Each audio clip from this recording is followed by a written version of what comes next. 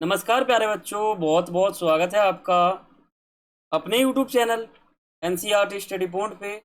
और मेरा नाम है अर्जुन। ठीक है, तो आगे चलते हैं। तो आज का जो हमारा वीडियो है उसमें हम क्लास 12th हिंदी इलेक्टिव का जो हमारा सब्जेक्ट है और उसके अंदर जो हमारा पहला बुक है अंतरा भाग 2, उसका जो हमने काव्य खंड है वो हमने स्टार्ट कर दिया था। और काव्य खंड का जो हमारा चौथा अध्याय है जिसका नाम है बनारस। तो बनारस को आज के इस वीडियो में हम समझने वाले हैं। और देखो, एक ही वीडियो में मैं आपको ये पूरा चैप्टर पढ़ा दूंगा, ज़्यादा बड़ा चैप्टर ये नहीं है। ये जो हमारा वीडियो चल रहा है इसी में आपका ये चैप्टर है पूरा समाप्त हो जाएगा, एक से लेकर पूरा, मतलब A to Z। ठीक है। और कवि का नाम है केदारनाथ सिंह जी, इन्होंने जो है इस कविता को लिखा है। ठीक है। मैं आपको बिल्कुल आसान भाषा में बिल्कुल स्पष्ट वर्णन करूंगा। आप कह सकते हो इजी एक्सप्लेनेशन, यानी आसान व्याख्या आपको इस वीडियो में इस चैप्टर का मिलने वाला है। ठीक है। आप वीडियो को स्किप बिल्कुल मत करना। ठीक है। और आपने सब्सक्राइब नहीं किया तो आप कर सकते हो, 1 मिनट के लिए आप वीडियो पॉज करोगे और नीचे आपको दिख रहा होगा। ठीक है। और आपने ग्रुप ज्वाइन नहीं किया तो आप कर सकते हो, नाम हमारा यहाँ पे आपके सामने लिखा हुआ है। आप सर्च करोगे टेलीग्राम पे तो आ जाएगा। ठीक है। और आपने मुझे इंस्टाग्राम पे फॉलो नहीं किया तो आप वहाँ पे जाकर मेरा यूजर नेम जो है आपके सामने लिखा हुआ है, इसको सर्च करके फॉलो कर सकते हो। और बाकी आप वहाँ पे जो है मुझसे आप पर्सनली कुछ भी पूछ सकते हो, जो भी आपका क्वेरी हो, कुछ भी आपका सवाल हो वहाँ पूछ सकते हो। ठीक है। ये आपका बुक है काव्य खंड, हमने शुरू किया था। और इसमें आपके टोटल इतने चैप्टर दे रखे हैं आपके सिलेबस के अकॉर्डिंग, आप समझ सकते हो इतने चैप्टर आपको पढ़ने हैं। ठीक है। तो मैंने देवसेना का गीत करा दिया, बहुत ही आसान। कॉर्नेलिया गीत करा दिया, सरोज समृद्धि करा दिया, यह दीप अकेला करा दिया, मैंने देखा एक बूंद भी करा दिया। आज हम देखने वाले हैं बनारस। बनारस बहुत ही अच्छा चैप्टर है। ठीक है। तो इसको समझने वाले हैं। तो पहले मैं आपको चैप्टर का अर्थ बताता हूँ कि चैप्टर का अर्थ क्या है, इस चैप्टर का ये नाम क्यों रखा गया। देखो, बनारस आपको पता होगा एक बहुत ही अच्छा शहर है। ठीक है। वहाँ पे पूजा पाठ सब कुछ होता है, वो एक पवित्र जगह है। ठीक है, आपको पता होगा। तो इस जो हमारा ये कविता है, इसमें जो हमारे कवि हैं केदारनाथ सिंह जी, उन्होंने इस कविता के माध्यम से जो बनारस शहर है इसका पूरा, मतलब इसकी क्या खूबियाँ है, क्या फ़ायदा है, क्या मतलब इसकी विशेषता है, इसका वर्णन जो है इस कविता के अंदर किया है। वहाँ पे बताया कि जो वहाँ पे गंगा की घाटी है। ठीक है। वहाँ के जो लोग हैं, वहाँ के जो श्रद्धालु लोग हैं जो पूजा करने के लिए आते हैं, ठीक है, उनका वर्णन जो है इस हमारे जो जो हमारा चैप्टर है, कविता है, उसके अंदर किया है। तो पहले हम इसका समरी समझते हैं कि इसका समरी क्या है। अगर आपको समरी पता होगा तो आप जो है इस चैप्टर को आराम से समझ सकते हो, कर सकते हो। ठीक है। आपको ये पता चल जाएगा कि इस चैप्टर से, मतलब इस चैप्टर में बातें किसके ऊपर चलेगी। ठीक है। इस चैप्टर में मेन चीज़ है क्या, ये आपको पता चल जाएगा इससे। तो इस अध्याय में जो कवि है केदारनाथ सिंह जी, इन्होंने बताया है कि जो बनारस है, वाराणसी इसको हम कहते थे पहले, तो इसकी क्या विशेषता है ये बताया है। ठीक है। इस कविता में कवि ने प्राचीन शहर और सांस्कृतिक विशेषता का सुंदर वर्णन किया है। बताया है कि जो बनारस शहर है इसकी सांस्कृतिक और इसकी क्या विशेषता है। प्राचीन शहर है, बहुत ही पुराना, तो इसकी विशेषता यहाँ पे हम समझेंगे। इस कविता में बनारस की जो गंगा घाटी है, ये गंगा के जो घाट हैं, वहाँ के जो भिखारी लोग हैं, उनका भी सुंदर सुंदर वर्णन जो है यहाँ पे आपको देखने को मिलेगा। और जो कवि है उन्होंने यहाँ पे इसका सुंदर वर्णन किया है, यानी ऐसा वर्णन किया है जो बिल्कुल साफ सुथरा आपको इसमें देखने को मिलेगा। तो काव्यांश आपके यहाँ से शुरू हो जाता है। आप एक काम करो, अपने एनसीईआरटी बुक को खोल सकते हो, अंतरा भाग 2, इसी चैप्टर को आप निकाल लो। और एक आप काम कर सकते हो, आप एक नोटबुक ले सकते हो, एक पेन ले सकते हो। ठीक है। उसमें इस चैप्टर को पढ़ के और आप जो उसका नोट्स बनता है या फिर आप इसका जो व्याख्या कह सकते हो, वो व्याख्या आप अपने दिमाग से बनाकर समझ समझ के आप लिख सकते हो व्याख्या। ठीक है। तो आप नोटबुक निकाल सकते हो। देखो क्या पंक्ति है, इस शहर में वसंत अचानक आता है और जब भी आता है तो मैंने देखा है। अब मैंने कौन है यहाँ पर, मैंने जो है हमारे कवि हैं, यानी कवि कहते हैं कि मैंने देखा है लहर तारा और मडुवाडी की तरफ से उड़ता है धूल का एक बवंडर, और इस महान पुराने शहर की जीव जो है वो किरकिराने लगती है। ठीक है। तो इसकी व्याख्या देखते हैं। देखो इसका व्याख्या सीधा से बता दूं तो बनारस जो शहर है, इसमें जब भी वसंत आता है, जब भी आता है तो अचानक आता है। और मैंने देखा है, यानी जो हमारे कवि हैं उन्होंने देखा है कि जो लहर तारा, ये देखो, ये जो हमारा लहर तारा और जो मडुवाड़ी जो जगह है, ये आपके बनारस में है। ठीक है, बनारस शहर का दो स्थान है जिसका नाम है लहर तारा और मडुवाड़ी। ये दो वहाँ के जगह हैं। वहाँ से एक धूल का बड़ा सा भवंडर उड़ता है। ठीक है, इसके कारण क्या होता है कि चारों ओर धूल जो है उड़ने लग जाता है और इस प्राचीन शहर की जो जीभ है वो किरकिराने लग जाती है। अब देखो जीभ क्या है, इस प्रकार मान लो आपकी जीभ पे अगर कोई धूल पड़ जाए तो आपका जो जीभ है वो किरकिराने लग जाता है। ठीक उसी प्रकार से जब बनारस शहर में वसंत का आगमन होता है तो जो दो जगह है लहर तारा और मडुवाड़ी, तो यहाँ से एक धूल का बड़ा सा भमंडल उड़ता है और लोगों के जीभ पे उसका जो धूल है वो पड़ जाता है। इसलिए कहा गया है कि जो जीव है इंसान का वो किरकिराने लग जाता है। आप ऐसे सोचो कि जब भी वसंत आता है तो आप सोचते होगे कि कहीं ना कहीं जो धूल है उड़ते रहता है, पेड़ पे जो पत्ते हैं वो कहीं ना कहीं साफ होने लग जाते हैं, सुनहरा पत्ता उगने लग जाता है। तो इसे हम कहते हैं वसंत आने का आगमन। लेकिन जो बनारस शहर है यहाँ पे वसंत बहुत ही अचानक आ जाता है। कभी आप देखोगे वसंत आ गया है, कभी आप देखोगे नहीं आया है। तो जब भी आता है तो ये दो जगह याद रखना, लहर तारा और मडुवाडी। यहाँ से ही जो है धूल का बवंडर ऊपर उठते हुए आता है और लोगों की जीभ पे जो है वो जो मिट्टी होता है, जो धूल होता है वो पड़ जाता है और मनुष्य का जो जीव है वो किरकिराने लग जाता है। इसका व्याख्या आप ये देख सकते हो, बहुत ही इजी काव्यांश है। इस शहर में वसंत अचानक आता है, आपको बिल्कुल नॉर्मल सा है, कुछ इसमें पढ़ने जैसा है भी नहीं। ठीक है, तो इसका व्याख्या आप अपने मन से भी लिख सकते हो। देखो काव्यांश जो है ना, इसकी व्याख्या हर व्यक्ति अपने हिसाब से कर सकता है। ठीक है, बातें वही रहती है। अब देखो मैंने आपके सामने लिख रखा है इसका व्याख्या। ये व्याख्या मैंने कहाँ से लिखा है? ये मैंने अपने मन से लिखा है।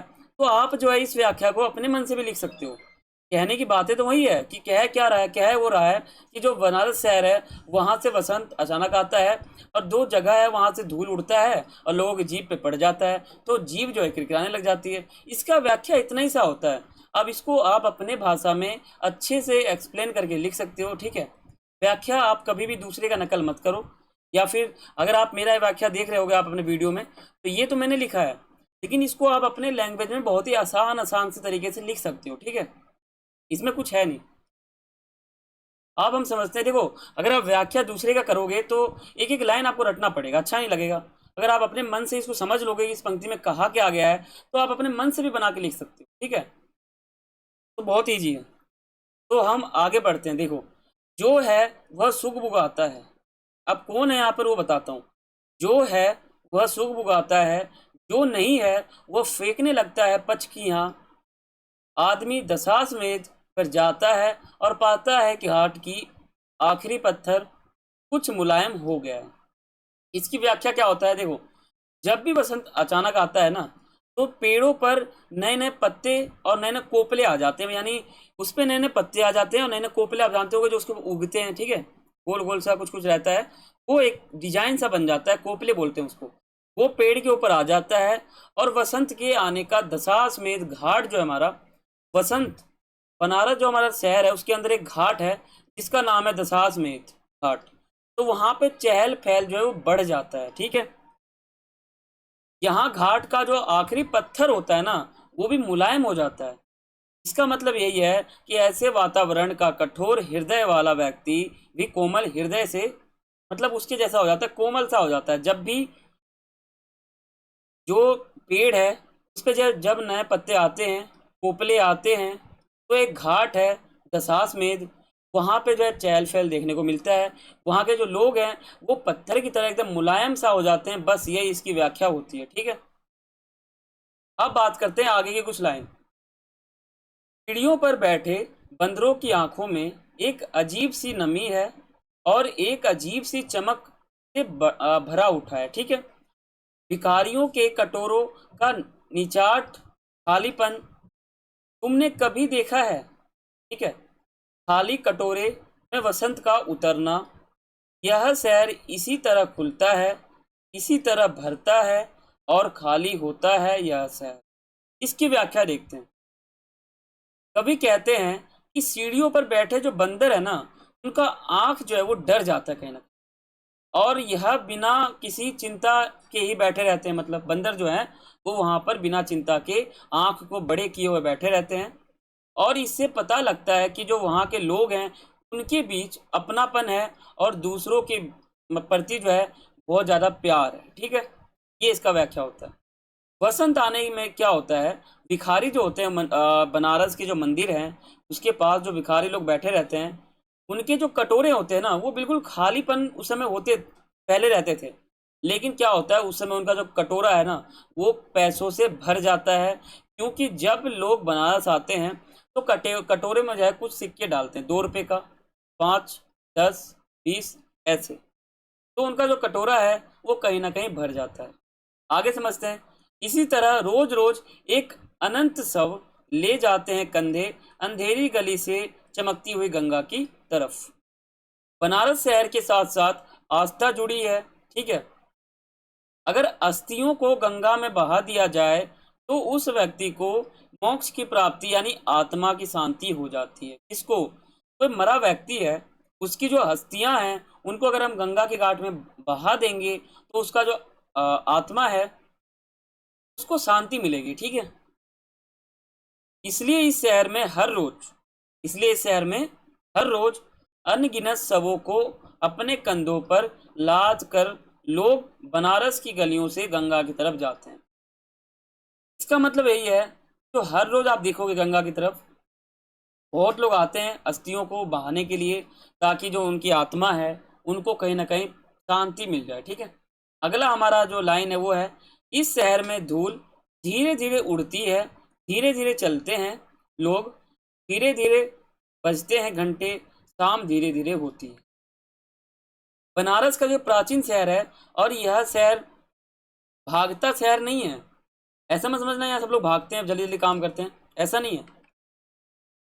यहाँ सब कुछ धीरे धीरे होता है। ठीक है, यहाँ के जो निवासी हैं उनका जो व्यक्तित्व है, पर्सनैलिटी जो है वो बहुत ही पुराने विचारों वाला है। जो पुराने जमाने के जो व्यक्ति होते थे उनका जिस प्रकार जो विचार होता था, ठीक है, उनका नज़रिया होता था, उनका व्यक्तित्व होता था, वैसे ही पर्सनैलिटी जो है वो वहाँ पर जो पंडित हैं, जो पुरोहित हैं, जो लोग हैं, उनका भी आपको देखने को मिल जाता है। ठीक है, ये हमारा अगला लाइन एक तरह से वो है, यह धीरे धीरे होना, धीरे धीरे होने की सामूहिक लय दृढ़ता से बांधे हैं समूची शहर को, इस तरह कि कुछ भी गिरता नहीं है, कि हिलता नहीं है कुछ भी, कि जो चीज जहाँ थी वहीं पर रखी है, कि गंगा वहीं है, कि वहीं पर बंधी है नाव, कि वहीं पर रखी है तुलसीदास की खड़ाऊ सैकड़ों बरस से, यानी 100 बहुत दशकों से मान सकते हो आप, बहुत ही सदियों से मान सकते हो। ठीक है,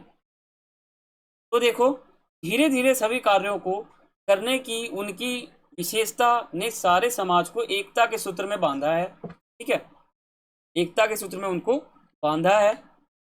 घाट पर बंधी हो या फिर तुलसीदास की मतलब जो खड़ा हुआ है, जो उनका मतलब चीज है, ठीक है, चरण पादुकाएं, वह आज भी वहीं पर रखी हुई है सैकड़ों वर्षों से। ठीक है, यह सब बातें बताकर कवि इस बात को स्पष्ट करना चाहता है कि यहाँ की जो भी परंपराएं हैं वो सैकड़ों वर्षों से वैसी ही है। बनारस चाहे कितना भी आधुनिक हो जाए, जितना भी मॉडर्न जमाने के समय में मतलब जितना भी वो मॉडर्न हो जाए, लेकिन जो उसका परंपरा है वो कहीं ना कहीं उसका जो प्राचीन काल का जो समय था वो दर्शाता है। ठीक है, आगे के समझते हैं कुछ लाइन, आप अपने एनसीईआरटी में मैच करते हो चलो, और व्याख्या को ध्यान से समझो। ठीक है, कभी सही साज बिना किसी सूचना के घुस जाओ इस शहर में, कभी आरती के आलोक में, इसे अचानक से देखो, अद्भुत है उसकी बनावट, यह आधा जल में है, आधा मंद में है, आधा फूल में है, आधा सब में है, आधा नींद में है, आधा शंख में है, अगर ध्यान से देखो तो यह आधा भी है और आधा नहीं भी है। ठीक है, तो इसकी व्याख्या समझते हैं। इन पंक्तियों में कवि ने शाम के समय जो बनारस शहर है उसकी सुंदरता का वर्णन किया है। कवि कहते हैं कि अगर शाम के समय बनारस शहर को ध्यान से देखा जाए तो मंदिरों पर घाटों पर आरती, मतलब मंदिर जो है, मंदिर के जो घाट है मतलब वहां पर उनमें आरती होती हुई दिखती है। ठीक है। और उसकी चमक चारों ओर फैली रहती है, ऐसा लगता है कि हाँ कहीं आरती हो रहा है, चमकाहट दिख रहा है। ठीक है। और बनारस शहर में जल, मंत्र, फूल और भगवान की आरती करते हुए श्रद्धा में लोग जो है वो डूबे रहते हैं। ठीक है। आगे कुछ लाइन है वो समझते हैं। जो है वहां खड़ा है बिना किसी स्तंभ के, जो नहीं है उसे थामे हैं राख और रोशनी की ऊंचे ऊंचे स्तंभ, आग के स्तंभ और पानी के स्तंभ, धुएं के स्तंभ, खुशबू के स्तंभ और आदमी के उठे हाथों के स्तंभ। तो इसकी व्याख्या समझते हैं। इन पंक्तियों में कवि ने बनारस की आस्था एवं विश्वास का वर्णन किया है, बताया है कि वहाँ के जो लोग हैं उनकी आस्था कैसी है, उनका विश्वास कैसा है ईश्वर के प्रति। बनारस बिना किसी कस्बे में, कस्बे के सर्दियों में खड़ा रहता है, यानी कोई भी सपोर्ट के जो है वो सर्दियों में भी ऐसा रहता है कि ऐसा समझो कि बनारस में बसंत का आगमन हो गया, ऐसा चमकता है वो। अर्थात आग के स्तंभ, यज्ञ का जो पूजा पाठ होता है वो। आग का स्तंभ का मतलब है कि वहां के जो पूजा पाठ होते हैं ना उन्हीं को कहा गया है आगों का स्तंभ। ठीक है। पानी का स्तंभ का क्या मतलब है? पानी के स्तंभ का मतलब है कि जो गंगा की घाटी है उनसे मतलब है इनका। ठीक है। धुएं के स्तंभ का क्या मतलब है? तो आरती। आरती जब हम करते हैं तो उसमें से धुआं निकलती है।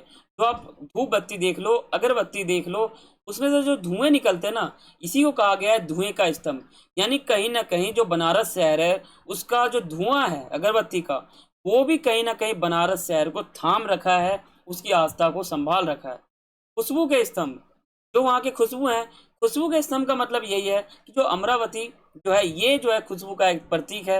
यही बताया गया, यही कहीं ना कहीं खुशबू फैलाती है, यही कहीं ना कहीं खुशबू का प्रतीक है, और यही कहीं ना कहीं बनारस को खुशबू प्रदान करती है। ठीक है। इनकी वजह से बनारस सदियों से वहीं पर खड़ा है, उसमें पूजा पाठ होता है, लोगों जो है, लोगों के प्रति आस्था है, सब कुछ है। मैंने आपको इंट्रोडक्शन में बता दिया था कि कभी जो भी यहाँ पर बताएंगे वो सभी जो है बनारस शहर के बारे में ही होगा। इसमें कवि ने सिर्फ और सिर्फ बनारस शहर की विशेषता का वर्णन किया है, इसलिए इस चैप्टर का नाम रखा गया बनारस। किसी अलक्षित सूर्य को देखा हुआ अब वह शताब्दियों से इसी तरह गंगा के जल में अपनी एक टांग पर खड़ा है। यह शहर अपनी दूसरी टांग से बिल्कुल बेखबर है। समझते हैं। बनारस शहर के जो लोग हैं वो सदियों से धर्म और कर्म पे विश्वास रखते हैं, और सदियों से वो पूजा पाठ करते हुए आ रहे हैं, ये इसका व्याख्या हो जाएगा। यह शहर अपने आप में एक अद्भुत है। बनारस शहर को आधुनिक जीवन से ना तो मोह है, ना तो कोई छल है, कपट है, ना ही कोई लालच वाला काम है, और ना ही बैर यानी दुश्मनी है, ईर्षा है। ठीक है। अब हम समझते हैं इसके कुछ शब्दार्थ। ये तो मैंने आपको सिर्फ बताया इसका व्याख्या, पंक्तियां, ये बताया मैंने आपको। जब आपका सप्रसंग व्याख्या आएगा आपके बोर्ड एग्जाम में, ठीक है, ये मार्क्स का आएगा, तो उसमें आपको जो है इसकी व्याख्या लिखनी पड़ेगी। ठीक है। लहर तारा मडुवाडु क्या है? तो बनारस के जो मोहल्ले हैं ना उनका नाम है, दो स्थान के नाम है। ठीक है। भवंडर का मतलब क्या है? अंधर, आंधी, जो आंधी उठता है उसी को भवंडर कहते हैं।